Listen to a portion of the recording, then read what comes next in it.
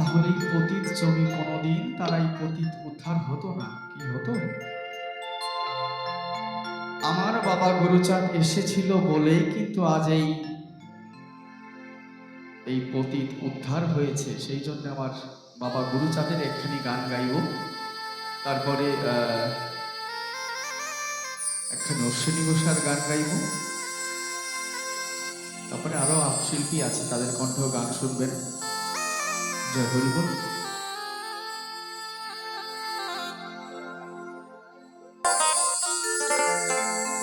সকলে গুরুচাঁদের জয়, আয় গো সকলে গাও গুরুচাঁদের জয়। বাবা গুরুচাঁদ কি! তো সবাই মিলে বাবারা মারা যারা এই জায়গায় আইসো তারা একটু আতুস করিও। বাবা গুরুচাঁদ কি! বাবা গুরুচাঁদ কি! বাবা গুরুচাঁদ কি! আমার গুরুচাঁদ পতিত গুরুচাঁদ পতিত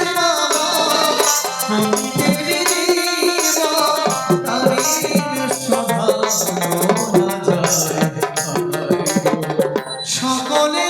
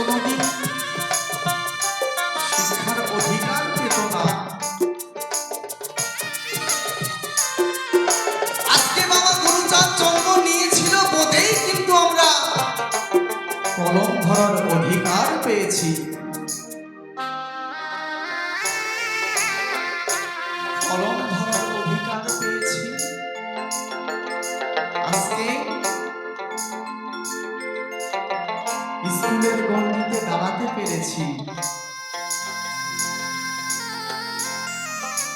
আমার বাবা গুরুচাঁদ সারাটি জনম ভরে শুধু মানুষের কর্ম করে গেছে, আমাদের জন্য ভেবেছে, সে কিন্তু নিজের জন্য কিছুই ভাবেনি। বাবা হরিচাঁদ যখন চলে যায় তখন বলে, বাবা গুরুচাঁদ তুই এই জাতিকে দেখিস, এই জাতির মধ্যে শিক্ষার অধিকার যাতে পায় সেটা তুই করিস। সেই জন্যই তো বাবা গুরুচাঁদের জন্যই আজ শিক্ষা পেয়েছি, আজ এই মঞ্চে দাঁড়িয়ে আছি, সেটাও আমার বাবা গুরুচাঁদের দান। আজকে ভালো পোশাক পরেছি, সেটাও আমার বাবা গুরুচাঁদের দান। আজকে এই জাতিতে জন্মগ্রহণ করে অনেকেই বাবা গুরুচাঁদ বাবা হরিচাঁদকে চেনে না। আজকে তারা ডাক্তার বলো, ইঞ্জিনিয়ার বলো, ব্যারিস্টার বলো, শিক্ষক বলো, সমস্ত এই জাতির মধ্যে আছে, কিন্তু তাদের বাড়িতে গেলে পরে একটা গুরুচাঁদ বাবা হরিচাঁদের ছবি দেখা যায় না। মন্দিরে ঢুকলে পরে অন্য অন্য সারা গোষ্ঠীর পিণ্ডি সমস্ত ঠাকুরের ফটো দেখা যায়, কিন্তু সেই জায়গায় যায় কিন্তু আমার বাবা হরিচাঁদ একটা বাবা গুরুচাঁদের একটা ফটোও নাই সেই জায়গায়। তুমি বাবা ভেবে দেখেছো, তুমি যে যার জন্য আজকে চাকরিটা পেয়েছো, বাবা গুরুচাঁদ যদি না আসতো তুমি পাইতে? বাবা গুরুচাঁদ যদি এই ধারাধামে না এসে তোমার যদি অধিকার না দিত, তাহলে তুমি কি সেই শিক্ষার অধিকার পেয়ে আজকে কি ডাক্তার ইঞ্জিনিয়ার হতে পারতে? আজকে যে তুমি বড় বড় মালা গলায় নিয়ে সারাদিন বসে বসে মালা জপতেছো, আগে কোনো সময় দেখছো যে এই নমশূদ্র জাতিতে জন্মগ্রহণ করে তোমার মালা টেপার অধিকার ছিল নাকি?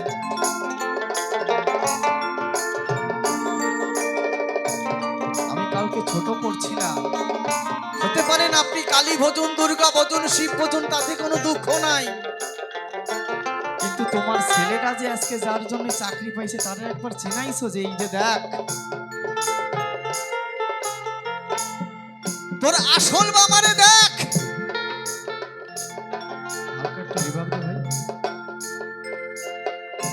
তোর এই বাবা গুরুচাঁদ যদি ধারাধামে না আসতো, তাহলে তুমি তো বাবা ডাক্তার ইঞ্জিনিয়ার হতে পারতি না রে।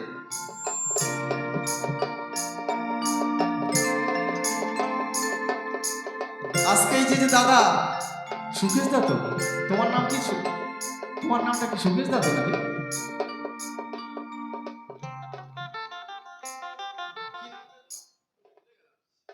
শেখর দা।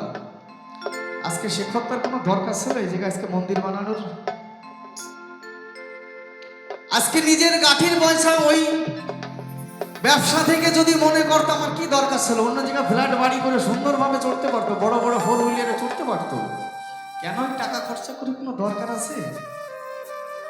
কিন্তু এই মানুষটা ভেবেছে যে আজকে যে আমার উদ্ধার করছে, আমি যদি তার জন্য কিছু না করে যাই তাহলে কিসের নিলাম জন্ম? আমি যদি আগামী প্রজন্মকে দেখিয়ে না যেতে পারি, দেখ আমি কার জন্য টাকা ইনকাম করছি রে, এই মানুষটা যদি না আসতো তাহলে তো অভাগা জাতি তো সারা জনম ধরে লাঞ্ছিত বঞ্চিত হতো রে। তো সেই জন্য দাদাকে অনেক ধন্যবাদ জানাই যে দাদা তোমার হয়তো পূর্বজন্মের স্বীকৃতি ছিল বলে আজকে তোমার ঠাকুর এত কিছু ঠাকুর দিয়েছে বলে তুমি এত কিছু করেছো। মানুষের অনেক টাকা থাকতে পারে কিন্তু মন থাকে না। আমার বাবা হরিচাঁদ আমার বাবা গুরুচাঁদ দিয়েছে যাতে আরো যাতে দেখ, আরো যাতে এইটা অনেক বড় হোক, সারা বিশ্বের মানুষ যাতে দেখুক, আমি ঠাকুরের কাছে তাই প্রার্থনা করি। জয় জয় হরিচাঁদ গুরুচাঁদ প্রেমানন্দে হরি বল হরি বল হরি বল হরি বল হরি বল।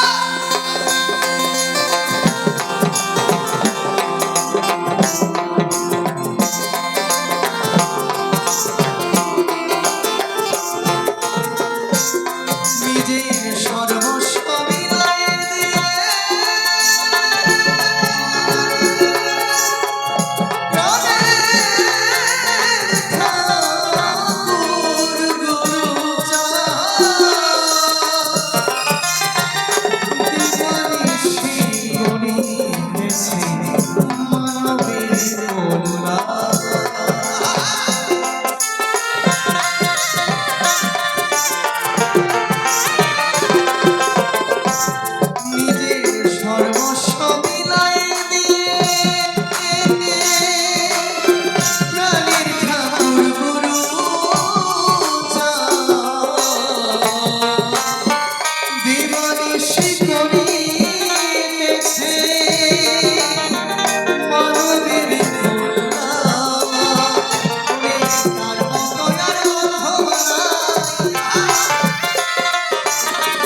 ঠিকই যাবি ছুটে আয়, তার মতো আর বান্ধব নাই, ঠিকই যাবি ছুটে আয়, দিনের দিন সকলে গুরুজনের জয়, হায় গো, সকলে গুরুজনের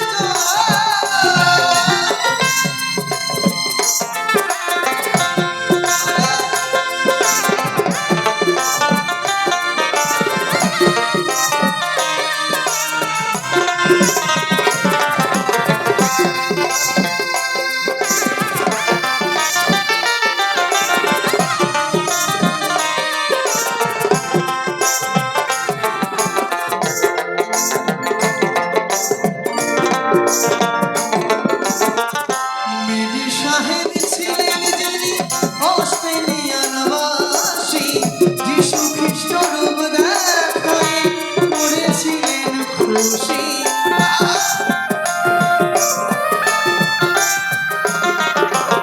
মির সাহেব উনি একজন ব্রিটিশ ছিলেন, তাই না? কিন্তু উনি চেয়েছিলেন যে আমার এই খ্রিস্টান ধর্মটাকে যাতে সবাই গ্রহণ করে, সেই জন্য ওনাকে এখানে পাঠানো হয়েছিল।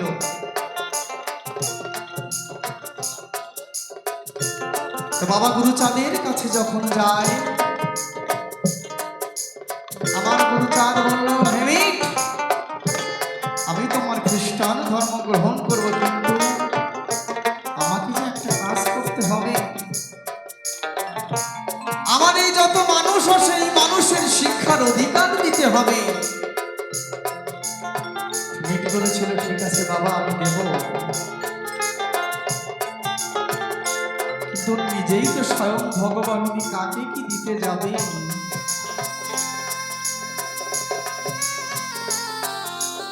আজকে দেখুন,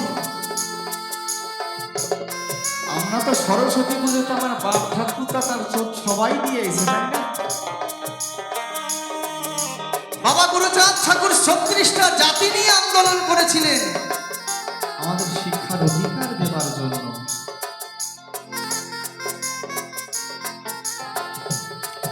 আপনি চ্যাটার্জি, ব্যানার্জি, ভট্টাচার্য সবাই কৃষ্ণ ভক্ত, কেউ হরিরে মানে,